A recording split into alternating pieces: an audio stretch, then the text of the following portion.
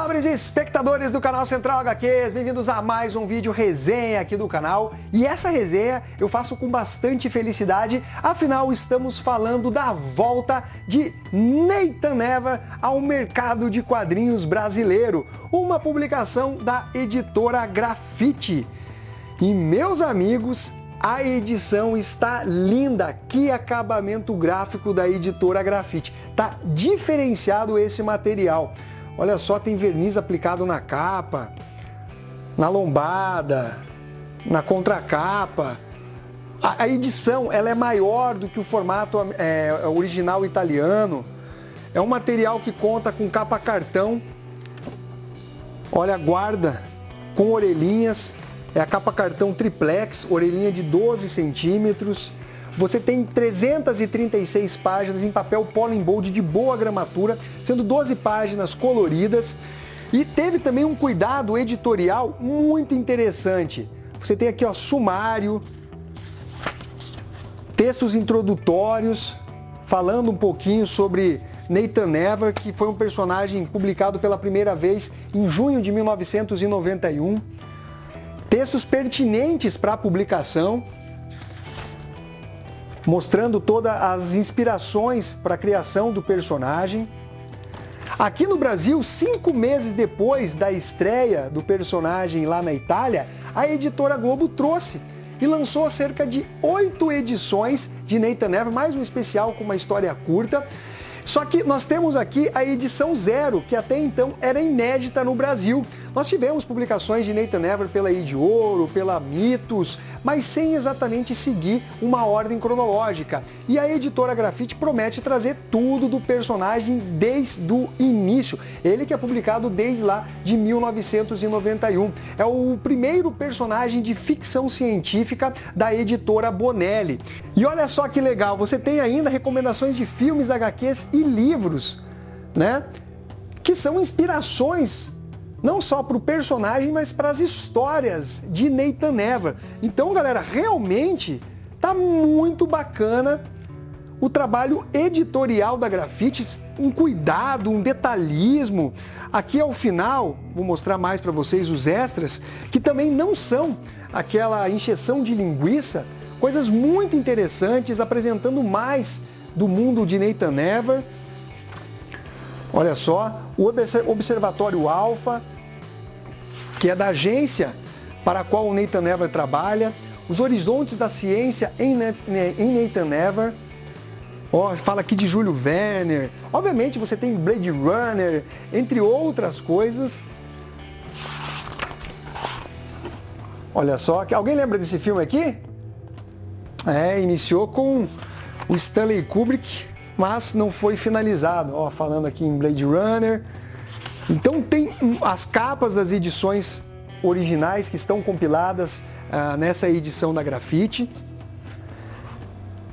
Quando tem esse trabalho editorial e gráfico diferenciado, é realmente legal de mostrar para vocês. O preço da publicação é de R$ 49,00, eu vou deixar o link na descrição. Ele compila a inédita edição número 0 e também as edições 1, 2 e 3, que, como eu mencionei, saíram pela editora Globo. Bom, mas do que trata Nathan Never? Obviamente é uma série de ficção científica que se passa num futuro semidistópico, mas ela não fica presa somente a esse gênero. Você tem aquele thriller policial, uma história eventualmente mais dramática, space opera, entre outros gêneros que acabam sendo colocados dentro da publicação. Antes de chegar na época que a história é ambientada, é preciso que o leitor saiba que no ano de 2024 a Terra passou por uma grande catástrofe envolvendo o magma terrestre, de forma que a humanidade recuou aí, entre aspas, no tempo cerca de 78 anos,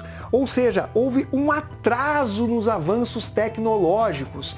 A história ela vai ser ambientada no ano de 2105, que na verdade deveria corresponder ao ano de 2183. Parece um pouco confuso, mas não é. De qualquer forma, o protagonista ele se chama Nathan Never, nascido na cidade de Guadarrama, onde ele acabou servindo ao exército, uma espécie de infantaria espacial, e aí faz referências a alguns filmes e séries de TV.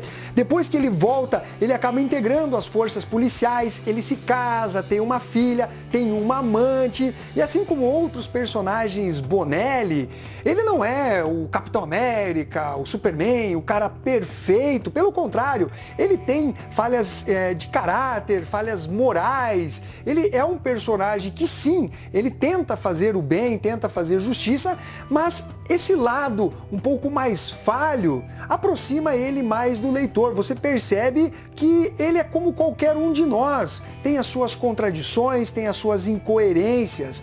E exatamente por conta deles ter, de certa forma, abandonado um pouco a família para viver com essa amante, uma grande tragédia acaba cometendo a sua esposa e a sua filha. Então, diante desse fato, ele entra numa espécie de crise existencial, revoltado, deprimido. E dentro desse futuro distópico, o Estado ele já não consegue mais dar conta da violência que permeia o mundo. Então começam a surgir agências particulares de investigação que também têm força de polícia oficial. O Nathan Never acaba sendo recrutado para servir a agência Alpha. Então ele não é um policial oficial do Estado, mas sim um investigador particular. E tudo isso que eu falei para vocês não está aqui nessa publicação, então não se trata de spoiler. E eu tentei ser o mais genérico possível, eu apenas quis contextualizar a publicação para vocês. Essas histórias são escritas pelos criadores da série Nathan Never, Michele Meda, Antônio Serra e Vigna. Já a arte de cada uma das histórias conta com desenhistas diferentes. A que mais me agradou foi da história Agente Alpha, que conta com a arte do Caselini, ele que já desenhou para a Marvel e para a DC Comics. Na primeira história, que é Agente Zero, nós temos uma pegada meio ambientada num clima 2001, uma odisseia no espaço. Passa literalmente ali no espaço e o Nathan Never precisa se salvar de uma nave que está prestes a explodir, tem uma espécie de conspiração envolvendo a tripulação. É uma história curta e bem bolada. Aí nós chegamos na história que é Agente Alpha, onde nós temos ali a lei da robótica. Vocês sabem do que eu estou falando, sobre a primeira lei, a segunda lei, a terceira lei do robô não ferir humanos, ajudar humanos. É realmente muito interessante a forma que isso é colocado dentro da história. Não se trata de uma referência, um fanservice aleatório, só para dizer, olha, ele mencionou tal coisa. Não, ele realmente coloca essas referências dentro da trama e explora elas ao máximo. Nessa história mesmo você tem todo aquele dilema envolvendo humanos e robôs, questões morais e até reflexivas. Uma história com bastante ação, mostrando todas as capacidades ali investigativas do Nathan Never, uma história puramente de ficção científica. Na terceira história, que é chamada de Monólito Negro, nós temos algo relacionado a 2001, uma Odisseia no Espaço, do Stanley Kubrick.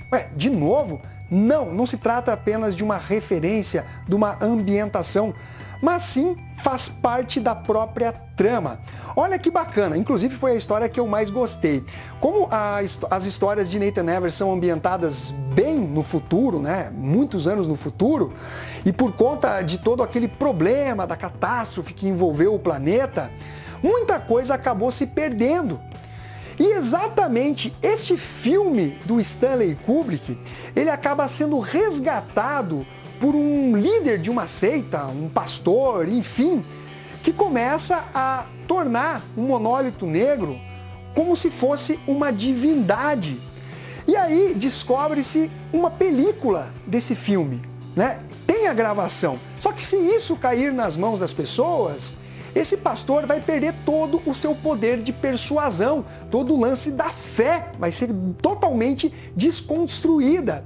Então, o próprio filme do Stanley Kubrick, ele faz parte da trama. E essa ideia eu achei realmente muito interessante, porque eu já pensei sobre isso, né? Se eventualmente nós tivéssemos uma catástrofe, uma guerra, algo que trouxesse uma quebra, né, do presente para o passado, esquecesse-se de tudo, né? As pessoas passaram-se tantos anos, as coisas mudaram tanto que quando você começa a resgatar, né, coisas do passado, você começa a fazer algumas teorias, imaginar situações. Os deuses eram astronautas. Quando você volta ali, né, para o passado envolvendo os incas, os maias, você começa a tentar imaginar o que seria aquilo. Então esta é a ideia dessa história Monólito Negro. Então o Nathan Evans, ele se vê diante de algo que pode inclusive tomar a própria vida. É uma história realmente muito bem elaborada. Por fim, na quarta história, que é intitulada de Operação Dragão, nós temos uma clara e óbvia referência a esse filme clássico do Bruce Lee. Inclusive, o Nathan Evans, ele é treinado na arte criada pelo mestre Bruce Lee, que é o Jet Kune Do, né? Enfim, ele vai participar de um determinado torneio para desmantelar uma determinada organização criminosa. Como a agência Alpha sabe, né, das capacidades ali do Nathan Evans, inclusive ele entra bastante em conflito com o dono dessa agência, eles têm uma certa animosidade, ainda que haja o respeito, fica esse clima tenso entre os dois. E aí, meus amigos, ele vai colocar à prova as suas habilidades marciais. Então você vê que já nessa quarta história, não é algo tão voltado para a ficção científica, ainda que obviamente traga aqueles elementos de tecnologia, a própria ambientação ela é dentro, né, de um mundo futurista, semidistópico, mas a trama ela pode saltar de um gênero para o outro. E aí que é interessante você ler as histórias do Nathan Evans sem ficar com aquele marasmo do mais do mesmo. Então os roteiristas são realmente bem criativos, não fazem referências simplesmente como fanservice, como eu estou demonstrando para vocês. Então realmente, galera, é uma publicação que eu fico muito feliz de ver a volta de Nathan Evans ao Brasil. E que nota que eu dou para esta publicação? Eu dou uma nota entre 8,5 e nota 9. Quem gosta de ficção científica, tanto da pura como misturada com outros gêneros, com certeza vai gostar desse material aqui. Então é isso daí, galera. Espero que vocês tenham curtido esse vídeo. Não esqueça de dar o seu like. Um abraço para todos vocês e fui!